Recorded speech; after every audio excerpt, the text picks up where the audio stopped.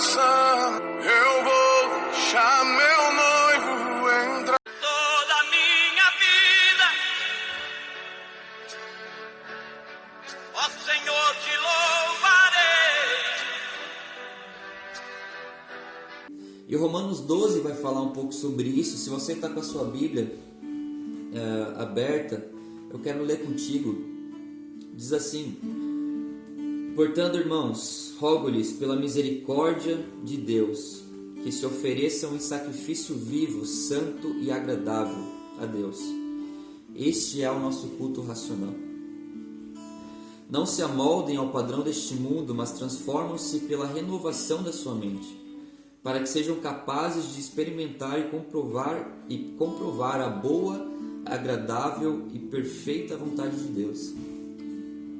Por isso, pela graça que foi me dada, digo a todos vocês: ninguém tenha de si mesmo um conceito mais elevado do que deve ter, mas ao contrário tenha o conceito equilibrado de acordo com a medida de fé que Deus lhe concedeu.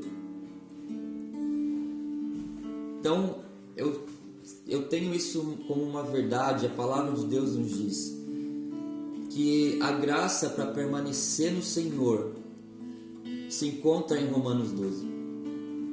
Porque como que nós permanecemos? Quando nós começamos a provar da vontade de Deus. Quando nós começamos a entender que a vontade de Deus é o melhor para a nossa vida. Quando Pedro, naquele momento, quando ele foi chamado pelo Jesus, ele começou a provar aquilo que a sua profissão não dava, aquilo que a pescaria não dava. A pescaria poderia dar um sustento, uma segurança de um sustento para ele, mas a paz e o verdadeiro propósito, ele se encontra somente em Jesus. Então, a graça para permanecer, para nós fazermos a vontade de Deus, se encontra nesse texto. E qual que é essa graça? A renovação da nossa forma de pensar, a renovação da nossa forma de ver o mundo. Porque quando nós estávamos no pecado, antes de nós conhecermos a Cristo, nós estamos sendo moldados pelo pecado. A Bíblia fala em Efésios que aquele que vive na desobediência, ele está sendo governado pelos principados deste mundo, pelo sistema desse mundo, né? Mas quando nós conhecemos a Jesus, e se você não conhece, você que está vendo esse vídeo, eu quero te apresentar esse Jesus. Quando nós conhecemos esse Jesus, nós começamos a ser transformados. A nossa mentalidade começa a ser transformada. E acontece algo muito incrível, nós começamos a entender a vontade do Pai para as nossas vidas. Nós começamos a entender que Deus tem um propósito para as nossas vidas. Nós começamos a entender, Samuel, assim como já está no seu coração, que Deus tem um propósito sobre a sua vida. Que Deus tem um propósito sobre minha casa, minha família, sobre a minha vida, sobre o meu ministério. E por isso nós não podemos nos mover pelas nossas vontades. Nós precisamos entrar em um lugar onde o Espírito Santo governe nossa vida, para que Ele nos mostre a vontade de Deus. Para que Ele venha nos mostrar qual é aquilo que Deus tem para nós. Ontem na rádio, né, Samuel? Nós estivemos participando da rádio com o pastor Rodrigo e nós falamos um pouco sobre isso, que Jesus, ele não veio somente nos salvar, não menosprezando a salvação, porque isso é uma dádiva, mas ele veio também nos reposicionar como filhos de Deus em um reino de filhos. Então em Efésios 2 vai dizer que nós somos feituras de Deus em Cristo Jesus, preparadas para andar nas boas obras que Ele preparou antes da fundação do mundo para nós. Então deixa eu te falar uma coisa, Deus tem obras para que você venha andar nelas, que Ele preparou antes da fundação do mundo. Então a pergunta que eu quero deixar hoje para você, através dessa palavra, é: qual é a vontade de Deus para a sua vida, meu irmão? Qual é a vontade de Deus para a sua vida? Nós precisamos provar, porque o que vai nos fazer permanecer não é a quantidade de conhecimento que nós temos, não é o tempo de igreja que nós temos, quantos cultos por semana nós vamos, mas o quanto Jesus tem do teu coração e o quanto você deixa Ele revelar o propósito dele no seu coração. É isso que quando você tiver 30 anos de caminhada, 40 anos de caminhada, você vai falar: eu sei que meu Redentor vive, eu estou aqui por um propósito.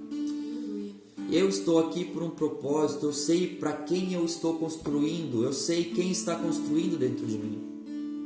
Porque há uma diferença, meus irmãos, há uma diferença entre a obra de Deus e a obra do ministério. Porque a obra de Deus não é aquilo que você faz para Deus. A obra de Deus é aquilo que está sendo feito dentro de você. É aquilo que Ele está construindo pelo Espírito Santo, através do Espírito Santo dentro de nós.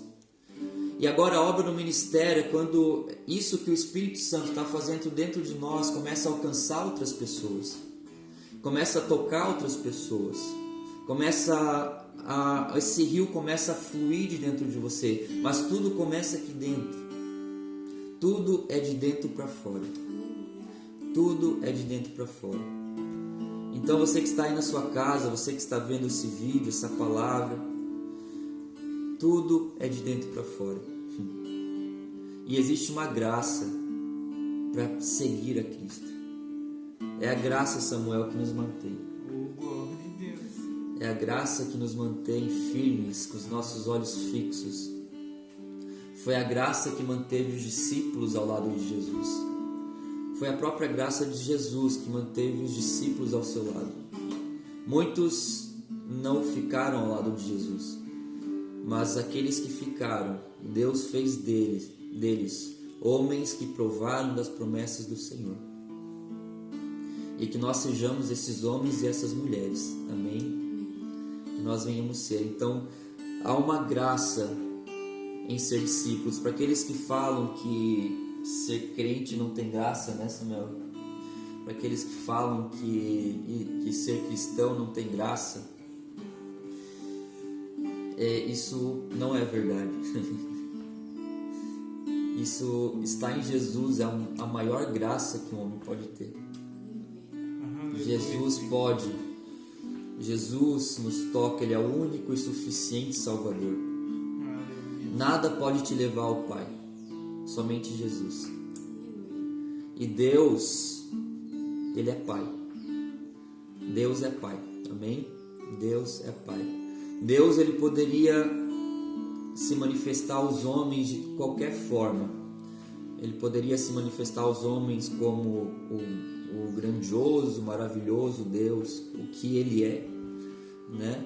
Ou de qualquer forma. Mas Ele escolheu se manifestar como Pai, enviando o seu Filho. E a Bíblia fala que Deus faz o órfão habitar em família, porque a igreja é uma família, amém? Mas a palavra que eu gostaria de deixar é: seja um discípulo, que a graça do Senhor ela te acompanhe na sua caminhada. Não queira fazer as coisas com a força do seu braço. Se entregue para o Senhor. Deixa o Espírito Santo de te guiar em tudo que você for fazer. E se você ainda não entregou a vida para esse Senhor, você que está vendo esse canal, em nome de Jesus, eu te apresento um Jesus que muda propósitos, que tem um propósito eterno para a sua vida.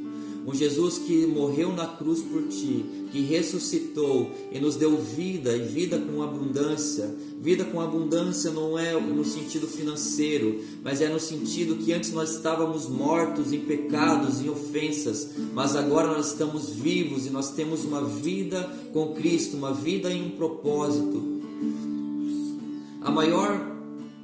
Eu creio que um dos maiores, algo que gera mais depressão nesse tempo, a minha esposa é psicóloga, talvez se eu falar alguma besteira depois ela me corrige, mas um dos pontos onde as pessoas talvez tenham mais depressão. Toda a minha vida, ó Senhor, te louvarei. Vou cear com Ele, o seu amor